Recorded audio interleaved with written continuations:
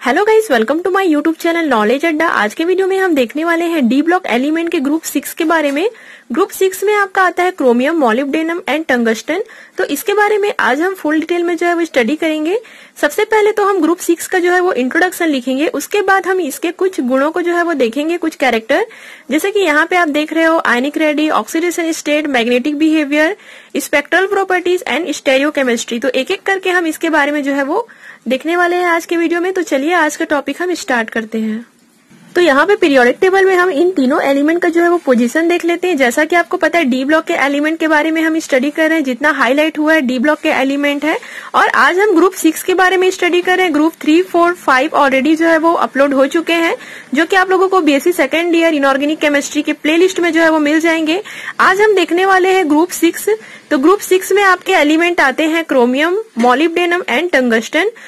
Chromium का atomic number जो है वो 24 होगा, मॉलिब्डेनम का एटॉमिक नंबर जो है वो 42 होगा एंड टंगस्टन का जो एटॉमिक नंबर है वो 74 होगा। जैसा कि हमें पता है ये जो क्रोमियम है आपके फर्स्ट ट्रांजिशन सीरीज का एलिमेंट है, मॉलिब्डेनम जो है वो सेकंड ट्रांजिशन सीरीज का जो है वो एलिमेंट है, और जो टंगस्टन है वो थर्ड ट्रांजिशन सीरीज का जो है वो एलिमेंट है। तो चलिएगा इस आगे का टॉपिक हम और भी देखते हैं। तो आते हैं हम अपने नोट्स के ऊपर। तो जैसा कि अगर इस टाइप से क्वेश्चन आपके एग्जाम में आता है गाइस, तो आप लोग सबसे पहले इसका इंट्रोडक्शन जरूर लिखिए, उसमें आपको अच्छे मार्क्स में मिलते हैं और साथ में आपका नंबर नहीं कटता है। आप लोग डायरेक्ट प्रॉपर्टीज कभी भी स्टार्ट मत कीजिएगा, कम से कम ज्यादा नहीं 4 से 5 लाइन का इंट्रोडक्शन आपको जो है वो लिखना चाहिए। तो यहाँ पे इंट्रोडक्शन में हम देखते हैं ग्रुप 6 के एलिमेंट चांदी के समान चमकदार एवं शुद्ध अवस्था में कोमल होते हैं। तो बहुत सी कॉमन सी बात है कि जो डी ब्लॉक के एलिमेंट है वो अधिकतर मेटल होते हैं और मेटल जो है वो चमकते हैं, तो इसमें भी विशेष प्रकार का जो है वो चमक पाया जाता है। तो पहला पॉइंट आपको यही लिखना है। सेकंड हम देखते हैं टंगस्टन।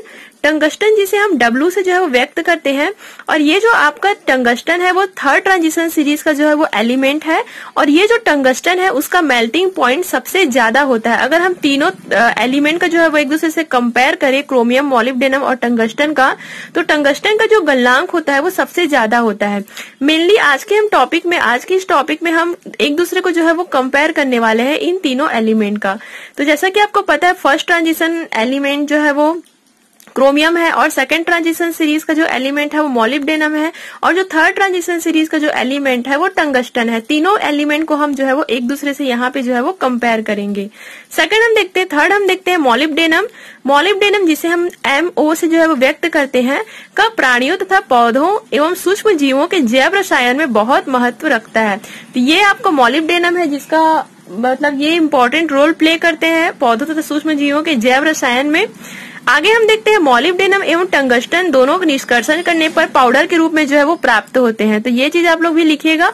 क्रोमियम अम्लों के साथ सुगमता से क्रिया करते हैं, मतलब क्रोमियम का अगर हम रिएक्शन एसिड के साथ कराए तो ये आसानी से रिएक्ट कर लेते हैं, लेकिन मॉलिब्डेनम और टंगस्टन जो है वो एसिड के साथ निष्क्रिय होते हैं, मतलब उतने अच्छे से रिएक्शन नहीं करते हैं।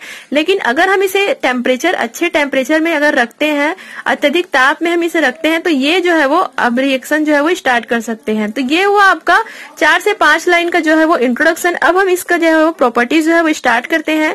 तो कौन कौन से कैरेक्टर आज हम यहाँ पे जो है वो देखने वाले हैं। सबसे पहले तो हम इसका आयनिक त्रिज्या देखेंगे, जिसे हम आयनिक रेडी कहते हैं। सेकंड हम इसका ऑक्सीकरण अवस्था देखेंगे, जिसे ऑक्सीडेशन स्टेट कहते हैं। थर्ड में हम इसका चुंबकीय व्यवहार देखेंगे, जिसे मैग्नेटिक बिहेवियर कहा जाता है। फोर्थ में हम इसका स्पेक्ट्रमी गुण देखेंगे, जिसे स्पेक्ट्रल प्रॉपर्टीज कहा जाता है। और लास्ट में हम इसका त्रिविम रसायन देखेंगे, जिसे स्टेरियोकेमिस्ट्री जो है वो कहा जाता है। तो चलिए गाइस हम एक एक करके सारे कैरेक्टर को जो है वो स्टार्ट करते हैं। ग्रुप का हम आयनिक रेडी स्टार्ट करते हैं, जिसे आयनिक त्रिज्या कहा जाता है। तो अगर कभी आयनिक रेडी आता है तो आप लोगों को इस टाइप से जो है वो कॉलम बनाना होगा। सो गाइस अभी तक आप ग्रुप 3, 4, 5 का जो है वो नोट्स देख चुके हो, तो आप लोगों को इतना तो पता ही चली गया होगा कि जो डी ब्लॉक के एलिमेंट है जब वो ग्रुप में ऊपर से नीचे की ओर आते हैं तो उनका जो आयनिक रेडी है, मतलब जो उनकी आयनिक त्रिज्याएं है वो क्रमशः धीरे धीरे बढ़ते चली जाती है। तो आपके सारे ग्रुप में, पूरे ग्रुप में जो है वो इसी प्रकार का जो है वो आप लोगों को लिखना है। तो यहाँ पे हम ग्रुप 6 के लिए जो है वो स्टार्ट करते हैं। कॉलम बनाना है आप लोगों को, श्रेणी लिखना है, फिर उसके बाद तत्व लिखना है, तत्व जिसे हम एलिमेंट कहते हैं। देन इसका हम आयनिक रेडी देखेंगे जिसे हम एंगस्ट्रॉम से जो है वो व्यक्त करते हैं M4+ आयन के लिए। सो गाइस यहाँ पे आप जो M3+ आयन, M2+ आयन में बहुत ज्यादा कंफ्यूज हो रहे थे, तो कहने का मतलब ये है कि M के जगह हम कोई भी एलिमेंट का नाम जो है वो यहाँ पे रख सकते हैं, जैसे कि क्रोमियम 4+ आयन या फिर मॉलिब्डेनम 4+ आयन या फिर टंगस्टन 4+ आयन। तो M के जगह हम जो है वो एलिमेंट का नाम जो है वो लिखते हैं। और सेकंड चीज ये कि अगर मैं यहाँ पे M3+ लिखूं या M2+ लिखूं तो अलग अलग आयन का जो अलग मतलब जो आयनिक रेडी है वो अलग अलग होता है। अगर यहाँ पे M3+ आयन मैं लिखूं तो इसका आयनिक रेडी पूरा चेंज हो जाएगा। तो वो डिपेंड करता है कि मैंने यहाँ पे जो है वो क्या लिखा हुआ है। तो यहाँ हम M4+ आयन का जो है वो आयनिक रेडी जो है वो देखने वाले हैं। तो बात करें अगर हम फर्स्ट ट्रांजिशन सीरीज का एलिमेंट क्रोमियम का, तो इसका जो आयनिक रेडी होता है 0.55 होता है। देन मॉलिब्डेनम का 0.65 होता है। देन टंगस्टन का 0.66 होता है। तो यहाँ पे आप देख रहे हो कि डी ब्लॉक के एलिमेंट में ग्रुप में जब ऊपर से हम नीचे की ओर आते हैं तो आयनिक रेडी जो है वो क्रमशः बढ़ते चला जाता है। पहले 55 था, देन 65 हो गया, देन यहाँ पे 66 हो गया। लेकिन आप एक चीज यहाँ पे केयर करोगे कि ये जो आपका क्रोमियम है उसका जो आयनिक रेडी है, उसके बाद ये जो आपका मॉलिब्डेनम है उसका जो आयनिक रेडी है, दोनों में काफी डिफरेंस है। मतलब यहाँ पे आप देखो तो 10 का अंतर आप लोगों को यहाँ पे जो है वो शो हो रहा है। मतलब क्रोमियम के बाद मॉलिब्डेनम का आयनिक रेडी क्रम एकदम अचानक से जो है वो बढ़ जाता है। लेकिन उसके बाद अगर आप देखोगे मॉलिब्डेनम और टंगस्टन का, मॉलिब्डेनम और टंगस्टन एलिमेंट का आयनिक रेडी, तो ये समथिंग जो है वो सेम होते हैं, लगभग जो है वो बराबर होते हैं। तो इस टाइप से क्वेश्चन काफी पूछे जाते हैं कि क्या कारण है डी ब्लॉक के एलिमेंट में जो सेकंड ट्रांजिशन सीरीज और थर्ड ट्रांजिशन सीरीज के जो एलिमेंट है उनका आयनिक रेडी जो है वो लगभग समान होता है। तो इसका कारण बताइए। तो बस आप लोगों को छोटा सा रीजन लिखना है। इसका मुख्य कारण होता है लेंथेनाइट संकुचन, या जिसे हम कहते हैं लेंथेनाइट कॉन्ट्रैक्शन। काफी टाइम्स मैं आप लोगों को लेंथेनाइट कॉन्ट्रैक्शन के बारे में बता चुकी हूँ। तो लेंथेनाइट कॉन्ट्रैक्शन ही ऐसा मुख्य कारण है जिसके कारण आपका सेकंड और थर्ड ट्रांजिशन का जो भी आयनिक रेडी है वो लगभग समान होता है। इसकी वजह से इसके कुछ फिजिकल और केमिकल प्रॉपर्टीज भी काफी मिलते जुलते रहते हैं। कहने का मतलब है कि ये जो आपका मॉलिब्डेनम और टंगस्टन है उनके काफी प्रॉपर्टीज जो है वो एक दूसरे से मिलते हैं। ग्रुप 6 में ऊपर से नीचे की ओर आने पर आयनिक रेडी क्रमशः बढ़ते जाती है। मतलब यहाँ पे देख रहा हूँ आयनिक रेडी क्रमशः धीरे धीरे बढ़ते जाती है।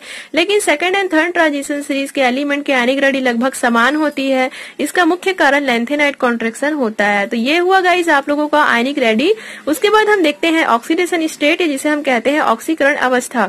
ऑक्सीकरण अवस्था में भी आप लोगों को इसी प्रकार से जो है वो कॉलम बनाना होगा। कॉलम में आप लोगों को सबसे पहले श्रेणी, देन एलिमेंट जिसे हम तत्व कहते हैं, देन इसका इलेक्ट्रॉनिक विन्यास, देन इसका ऑक्सीडेशन स्टेट। तो ऑक्सीडेशन स्टेट निकालना बहुत ही ज्यादा इजी है। आप लोगों ने अभी तक ग्रुप नंबर 3, 4, 5 में देखा होगा एक एक करके ऑक्सीडेशन स्टेट आप लोगों का जो है वो बढ़ते चला जा रहा है। हम लोगों ने ग्रुप 3 में देखा था कि +4 ऑक्सीडेशन स्टेट जो है वो सबसे ज्यादा होता था, मतलब सॉरी +3 ऑक्सीडेशन स्टेट सबसे ज्यादा होता था। फिर ग्रुप 4 में आपका +4 ऑक्सीडेशन स्टेट ज्यादा होता था। ग्रुप 5 में आपका +5 ऑक्सीडेशन स्टेट सबसे ज्यादा होता था। लेकिन अगर हम यहाँ पे ग्रुप 6 की बात कर रहे हैं तो +6 ऑक्सीडेशन स्टेट सबसे ज्यादा होगा। एक एक करके आप लोगों को ऑक्सीडेशन स्टेट इसमें जो है वो बढ़ाते जाना है। तो स्टार्ट करते हैं फर्स्ट ट्रांजिशन सीरीज का क्रोमियम, जिसका इलेक्ट्रॉनिक कॉन्फ़िगरेशन होता है सबसे लास्ट वाले ऑर्बिटल का हम देखेंगे 3d5 4s1। मतलब 3d ऑर्बिटल में जो है वो 5 इलेक्ट्रॉन है और 4s ऑर्बिटल में जो है वो 1 इलेक्ट्रॉन है। मतलब लास्ट के अगर हम 2 ऑर्बिटल का कंपेयर करें तो यहाँ पे टोटल आपके 6 इलेक्ट्रॉन जो है वो प्रेजेंट है। तो अगर हम यहाँ से 6 इलेक्ट्रॉन को निकाल दे तो इसका ऑक्सीडेशन स्टेट जो है वो +6 होगा। कहने का मतलब है कि +6 ऑक्सीडेशन स्टेट में आपके डी ऑर्बिटल में कोई भी इलेक्ट्रॉन मौजूद नहीं रहेंगे। डी ऑर्बिटल में जो है वो 0 इलेक्ट्रॉन मौजूद रहेंगे, क्योंकि यहाँ पे अगर +6 ऑक्सीडेशन स्टेट है तो सारे इलेक्ट्रॉन जो है वो यहाँ से बाहर निकल जाएंगे। तो यहाँ पे आप देख रहे हो 5 1 जो है वो 6 होता है। तो ये चीज मैं आप लोगों को इस कारण बता रही हूँ क्योंकि ये आपके जो है वो मैग्नेटिक बिहेवियर में जो है वो काम आएगा कि +6 ऑक्सीडेशन स्टेट में आपके 3d ऑर्बिटल में कितने इलेक्ट्रॉन प्रेजेंट होते हैं। तो +6 ऑक्सीडेशन स्टेट में आपके 3d ऑर्बिटल में कोई भी इलेक्ट्रॉन प्रेजेंट नहीं होंगे, क्योंकि 6 के 6 इलेक्ट्रॉन जो है वो बाहर निकल जाएंगे। उसी प्रकार अगर हम सेकंड ट्रांजिशन सीरीज की बात करें तो सेकंड ट्रांजिशन सीरीज में मॉलिब्डेनम, जिसका इलेक्ट्रॉनिक कन्फिग्रेशन होता है 4d5 और 5s1, तो यहाँ पे ये जो 5s कायदे से तो यहाँ पे 2 होना चाहिए कि 5s ऑर्बिटल में जो है वो 2 इलेक्ट्रॉन होने चाहिए, बट एक इलेक्ट्रॉन जो है वो 4d ऑर्बिटल में आ जाता है, क्योंकि इन्हें अपना जो है वो स्थायित्व प्राप्त करना होता है। 5 इलेक्ट्रॉन होने के कारण ये अपने आप को ज्यादा स्टेबल फील करते हैं, इस वजह से इसका जो 5s ऑर्बिटल का जो एक इलेक्ट्रॉन है वो कूद करके 4d ऑर्बिटल में जो है वो चला जाता है। तो यहाँ पे भी आपका 6 इलेक्ट्रॉन है, स्वाभाविक सी बात है, लास्ट में 6 इलेक्ट्रॉन है, तो ऑक्सीडेशन स्टेट सबसे ज्यादा जो है वो 6 होगा। हालांकि इसमें 0, -1, -2 भी होता है, बट वो उतने ज्यादा स्थायी नहीं होते हैं, उतने ज्यादा इंपॉर्टेंट नहीं होते हैं, इसलिए मैंने +2, +3, +4, +5 एंड +6 ऑक्सीडेशन स्टेट तीनों एलिमेंट के लिए जो है वो रखा हुआ है। उसी तरह यहाँ भी इस थर्ड ट्रांजिशन सीरीज में आपके 5d4 और 6s2, तो ये भी आप लोगों का इसका इलेक्ट्रॉनिक कन्फिग्रेशन है और इसका ऑक्सीडेशन स्टेट भी ऐसा ही होगा। और अगर हम बात करें +6 ऑक्सीडेशन स्टेट में तो d ऑर्बिटल में कोई भी इलेक्ट्रॉन मौजूद नहीं रहेंगे। अगर हम +5 ऑक्सीडेशन स्टेट की बात करेंगे तो यहाँ पे एक इलेक्ट्रॉन जो है वो प्रेजेंट रहेंगे, क्योंकि +5 ऑक्सीडेशन स्टेट में यहाँ से 5 इलेक्ट्रॉन जो है वो निकलेंगे, तो एक इलेक्ट्रॉन जो है वो प्रेजेंट होंगे। ग्रुप 6 के एलिमेंट के लिए +6 ऑक्सीडेशन स्टेट सबसे महत्वपूर्ण एवं स्थायी होती है। +6 ऑक्सीडेशन अवस्था इस ग्रुप के लिए सबसे अधिकतम ऑक्सीकरण अवस्था होती है। तो गाइस मेन अगर इस टाइप से क्वेश्चन एग्जाम में आता है ऑक्सीडेशन स्टेट को समझाइए, तो मेनली जो है वो आपका कॉलम देखा जाता है कि आपने कॉलम में जो है वो सही लिखा हुआ है कि नहीं, आपने इलेक्ट्रॉनिक कन्फिग्रेशन सही लिखा है कि नहीं, उसका ऑक्सीडेशन स्टेट सही लिखा है कि नहीं। बाकी आप जो यहाँ पे 5-6 पॉइंट लिखते हो उसे भी देखते हैं, बट उतना ज्यादा उन लोग गौर नहीं करते हैं। तो अगर आप लोगों को इस टॉपिक को थोड़ा सा और लंबा चौड़ा करना है तो इसी चीज को आप लोग यहाँ पे नीचे जो है वो नीचे आप लोग पॉइंट बना करके जो है वो लिख सकते हो। केवल इसी की ही बात नहीं है, कोई भी नोट्स को आप लोगों को थोड़ा बड़ा करना है तो वही चीज को, जैसे कि इस कॉलम में जो भी हो रहा है उसे आप लोग जो है वो पॉइंट बना करके जो है वो लिख दोगे तो आपका नोट्स थोड़ा सा जो है वो बड़ा बन जाएगा। तो चलिए हम इसमें 5-6 पॉइंट और देख लेते हैं। तो क्रोमियम के लिए +2, +3, +6 ऑक्सीडेशन स्टेट अच्छी तरह ज्ञात है। मतलब कहने का मतलब है कि क्रोमियम के +2, +3 और +6 ऑक्सीडेशन अवस्था में बहुत सारे कंपाउंड जो है वो हमें ज्ञात होते हैं। क्रोमियम अपनी +3 अवस्था में हजारों की संख्या में संकुल यौगिक बनाता है, क्योंकि ये जो क्रोमियम की +3 ऑक्सीकरण अवस्था होती है वो सबसे ज्यादा स्थायी होती है, इसी कारण ये बहुत सारे कॉम्प्लेक्स यहाँ पे जो है वो बनाते हैं। जबकि +3 अवस्था में मॉलिब्डेनम और टंगस्टन के बहुत ही कम संकुल या कॉम्प्लेक्स जो है वो ज्ञात है। तो ये होगा इस आपका ऑक्सीडेशन स्टेट, जो आपका यहाँ पे कॉलम बनता है ऑक्सीडेशन स्टेट का, वही इसमें जो है वो मोस्ट इंपॉर्टेंट है। बाकी ये जो भी आप लाइन लिखते हो वो अपने अकॉर्डिंग जो है वो जमा के लिख सकते हो। उसके बाद हम आते हैं चुंबकीय व्यवहार, जिसे हम कहते हैं मैग्नेटिक बिहेवियर। तो मैंने आप लोगों को ऑक्सीडेशन स्टेट जिस वक्त बताया था उस वक्त मैंने आप लोगों को ये बताया था कि +6 अवस्था में d ऑर्बिटल में 0 इलेक्ट्रॉन प्रेजेंट होते हैं, क्योंकि सारे इलेक्ट्रॉन वहां से निकल जाते हैं, इसलिए d ऑर्बिटल में 0 इलेक्ट्रॉन प्रेजेंट होते हैं। तो अगर किसी कंपाउंड का किसी यौगिक में अगर 0 इलेक्ट्रॉन प्रेजेंट है d ऑर्बिटल में तो वो जो है वो प्रतिचुंबकीय व्यवहार प्रदर्शित करते हैं, जिसे हम डाई मैग्नेटिक कहते हैं। तो कहने का मतलब है चुंबकीय व्यवहार आप तभी निकाल सकते हो, तभी आपको अच्छे से पता होगा जब आपको इसका ऑक्सीकरण अवस्था अच्छे से मालूम होगा। तो यहाँ पे आप लोगों को हमेशा याद रखना है कि ग्रुप 6 के लिए +6 ऑक्सीडेशन स्टेट में जो d ऑर्बिटल होते हैं उसका जो उसमें जो है वो 0 इलेक्ट्रॉन प्रेजेंट होते हैं। तो यहाँ पे कोई भी इलेक्ट्रॉन प्रेजेंट नहीं होता है, जिसके कारण ये जो है वो डाई मैग्नेटिक बिहेवियर जो है वो प्रदर्शित करते हैं। बात करें अगर हम +5 ऑक्सीडेशन स्टेट की, तो इसके d ऑर्बिटल में केवल 1 इलेक्ट्रॉन प्रेजेंट होते हैं। 1 इलेक्ट्रॉन प्रेजेंट होते हैं, सिंगल इसमें इलेक्ट्रॉन प्रेजेंट है, अयुग्मित इलेक्ट्रॉन प्रेजेंट है। इसके कारण ये जो है इस प्रकार के जो भी कंपाउंड बनते हैं +5 ऑक्सीडेशन स्टेट वाले, वो जो होते हैं वो अनुचुंबकीय होते हैं, जिसे हम पैरामैग्नेटिक जो है वो कहते हैं।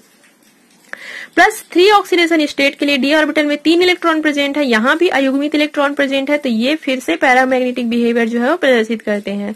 बात करें अगर हम +2 ऑक्सीडेशन स्टेट की, तो ये जो है वो अनुचुंबकीय होते हैं, पैरामैग्नेटिक बिहेवियर प्रदर्शित करते हैं। लेकिन कुछ कॉम्प्लेक्स +2 ऑक्सीडेशन स्टेट में ऐसे होते हैं जिसमें जो है वो प्रतिचुंबकीय डाई मैग्नेटिक व्यवहार प्रदर्शित करते हैं। इन संकुलों में धातु बंध पाए जाते हैं, जैसे कि यहाँ पे एग्जाम्पल है MO2Cl@F4-, ये आपके कॉम्प्लेक्स हैं।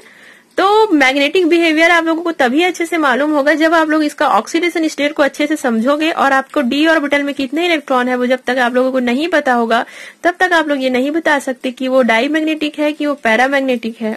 ठीक है गाइस, ये तो हुआ आप लोगों का मैग्नेटिक बिहेवियर। अब हम आते हैं स्पेक्ट्रमी गुण या स्पेक्ट्रल प्रॉपर्टीज। तो किसी भी एलिमेंट, किसी भी कंपाउंड का, किसी भी यौगिक का स्पेक्ट्रमी गुण या जो कलर है वो किन किन बातों पे जो है वो डिपेंड करता है। तो स्पेक्ट्रमी गुण या रंग की उत्पत्ति के 3 कारण हो सकते हैं। पहला, डी ऑर्बिटल में अयुग्मित इलेक्ट्रॉन की उपस्थिति से डी संक्रमण का होना।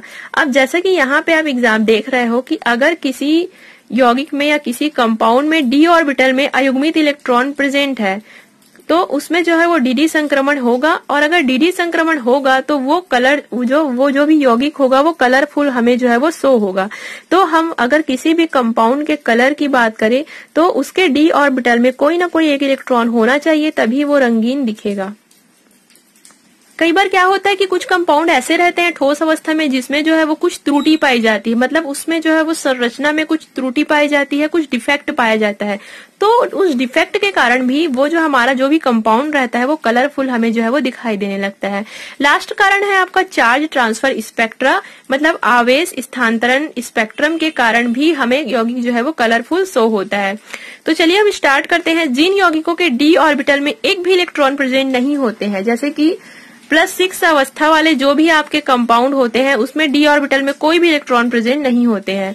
तो इस टाइप से अगर आपको कंपाउंड मिलते हैं तो वो हमेशा आपको कलरलेस दिखाई देंगे, मतलब उसमें कोई भी कलर जो है वो नहीं पाया जाएगा, क्योंकि अगर कोई भी इलेक्ट्रॉन यहाँ पे प्रेजेंट नहीं है तो वहां पे डी ट्रांजिशन जो है वो नहीं हो पाएगा, और अगर डी ट्रांजिशन नहीं हो रहा है तो आपका जो भी यौगिक है, जो भी कंपाउंड है वो आपको कलरलेस दिखाई देगा। तो यहाँ पे वही कहा जा रहा है +6 ऑक्सीकरण अवस्था में D0 विन्यास पाया जाता है, वे यौगिक अधिकतर रंगहीन होते हैं क्योंकि उनमें डी ट्रांजिशन संभव नहीं हो पाता है। आगे हम देखते हैं +3 अवस्था में सबसे अधिक संकुल यौगिक बनते हैं क्योंकि ये अत्यधिक स्थायी होते हैं। डी ऑर्बिटल अयुग्मित इलेक्ट्रॉन की उपस्थिति के कारण इनके अधिकतर यौगिक रंगीन होते हैं। अब क्योंकि +3 अवस्था में डी ऑर्बिटल में कोई ना कोई इलेक्ट्रॉन होते ही है, चाहे वो 3 इलेक्ट्रॉन हो, 2 इलेक्ट्रॉन हो, तो कहने का मतलब है कि इस टाइप से अगर डी ऑर्बिटल में कोई इलेक्ट्रॉन प्रेजेंट होंगे तो वहां पे डी ट्रांजिशन होगा, और अगर वहां पे डी ट्रांजिशन होगा, डी संक्रमण अगर वहां पे होगा तो वो जो आपका कंपाउंड है वो कलरफुल जो है वो शो होगा। तो +3 अवस्था में जो भी कंपाउंड बनते हैं वो अधिकतर रंगीन होते हैं। तो यहाँ पे मैं आप लोगों को कुछ कलर बता रही हूँ। +6 अवस्था में MO6 जो है वो सफेद होगा क्योंकि +6 अवस्था में डी ऑर्बिटल में कोई भी इलेक्ट्रॉन प्रेजेंट नहीं होते हैं। लेकिन +6 अवस्था में CrF6 जो कंपाउंड है वो पीले कलर का होता है। तो यहाँ पे अब आप बोलोगे कि जब डी ऑर्बिटल में कोई भी इलेक्ट्रॉन प्रेजेंट नहीं है तो यहाँ पे ये यौगिक जो है वो कलरफुल क्यों शो हो रहा है? तो इसका मेन कारण ये है कि या तो इसमें कुछ डिफेक्ट होगा या तो फिर चार्ज ट्रांसफर स्पेक्ट्रा के कारण भी ये जो है वो कलरफुल शो हमें हो सकता है। बात करें अगर हम +5 ऑक्सीडेशन स्टेट की तो WCl5 जो है वो गहरा हरा कलर का होता है, MOCl5 जो है वो ब्लैक कलर का होता है। +3 ऑक्सीडेशन स्टेट में WCl3 जो है वो आपको रेड कलर का जो है वो शो होगा। तो ये हुआ गाइस आपका स्पेक्ट्रल प्रॉपर्टीज ग्रुप 6 के एलिमेंट का। अब हम देखते हैं इसका 3D रसायन जिसे हम कहते हैं स्टेरियोकेमिस्ट्री। स्टेरियोकेमिस्ट्री मोस्ट इंपॉर्टेंट है, सारे ग्रुप का आप लोगों को स्टेरियोकेमिस्ट्री पता होना चाहिए, बहुत बार एग्जाम में जो है वो आ चुके हैं गाइस। तो यहाँ पे आपको कॉलम बनाना है, सबसे पहले एलिमेंट लिखना है, देन उसका हम ऑक्सीडेशन स्टेट लिखेंगे, देन हम उसका जो है वो कोऑर्डिनेशन नंबर लिखेंगे, उसके बाद हम स्टेरियोकेमिस्ट्री लिखेंगे, लास्ट में हम जो भी कंपाउंड बनते हैं उसे लिखेंगे। तो सबसे पहले हम क्रोमियम स्टार्ट करते हैं। +3 ऑक्सीडेशन स्टेट देखते हैं क्योंकि +3 ऑक्सीडेशन स्टेट के जो भी इनके यौगिक बनते हैं, जो भी इनके कॉम्प्लेक्स बनते हैं वो सबसे ज्यादा स्टेबल होते हैं। तो सबसे पहले हम यहाँ पे देख लेते हैं CrCl4। तो ये जो आप यहाँ पे देख रहे हो Cl4 है, मतलब इसका कोऑर्डिनेशन नंबर जो है वो 4 होगा क्योंकि ये जो आपका Cr है वो 4 Cl से जो है वो घिरा हुआ है, तो इसकी जो आकृति होगी वो चतुष्फल की आकृति होगी। सेकंड हम +3 ऑक्सीडेशन में ही देख लेते हैं CrNH3 कंपाउंड की बात करें तो इसकी जो संरचना होती है वो अष्टफल की होती है और इसका जो कोऑर्डिनेशन नंबर होता है वो 4 होता है। मॉलिब्डेनम की बात करें, मॉलिब्डेनम +5 ऑक्सीडेशन स्टेट में MOCl5 यहाँ पे आपका यौगिक बनता है जो ट्राइगोनल शेप का होता है और इसका कोऑर्डिनेशन नंबर जैसा कि आप देख रहे हो MO जो है वो 5 Cl से गिरा होता है, तो इसका कोऑर्डिनेशन नंबर जो है वो 5 होगा। टंगस्टन की बात करते हैं, W की +6 ऑक्सीडेशन स्टेट में देखते हैं, दोनों का कोऑर्डिनेशन नंबर जो है वो 6 होगा, ये दोनों कंपाउंड का, और WO6 का जो आपका स्टेरियोकेमिस्ट्री होगा वो अष्टफल की होगा और WCS36 का जो स्टेरियोकेमिस्ट्री होगा विकृत होगा। मतलब इसका कुछ अच्छे से शेप नहीं बनेगा, विकृत शेप का जो है ये बनेगा, थोड़ा सा डिफेक्ट रहेगा इसके शेप में। ये होगा इस आप लोगों का आज का ग्रुप 6। उसके बाद हम ग्रुप 7 देखेंगे। आई होप आज का टॉपिक आप लोगों को समझ आया होगा। कोई भी डाउट होगा आप लोग मुझे नीचे कमेंट जरूर कीजिए। Thank you so much guys for watching this video.